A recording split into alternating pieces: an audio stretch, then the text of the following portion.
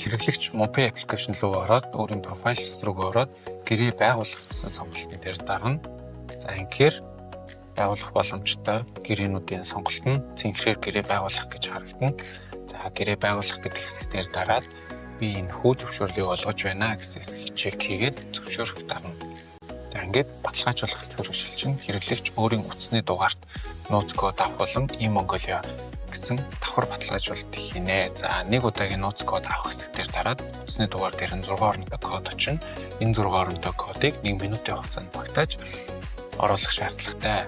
6 оронтой код болон e-Mongolia-гаараа хэрэглэгч баталгаажуулсны дараагаар бүртгэл хийх хэсэг гарч ирнэ. За бүртгэл хийх хэсэг дээр нь өөрийн боловсрол хөдөлмөр эрхлэлт болон имэйл хаяг гэх мэтчлэн хувийн мэдээлэл оруулсаад цааш хөгжлүүлэх дарна. За ингээд хэрэглэгчийн бүртгэл амжилттай үүснэ. За амжилттай үүснийхаа дараа хэрэглэгч царайгаа уншуулах шаардлагатай. За царай уншуулах хэсгээр дараад өөрийн царайг камераараа уншуулна. За ингээд царай танин баталгаажуулалт амжилттай болсны дараа гэрээ хүлээн авах имэйл хаягийг оруулна. Энэ нь анх оруулсан имэйл хаяг байна. Нэгсэндээ Mobi бүртгэлтэй имэйл хаягийг оруулах шаардлагатай гэсэн үг.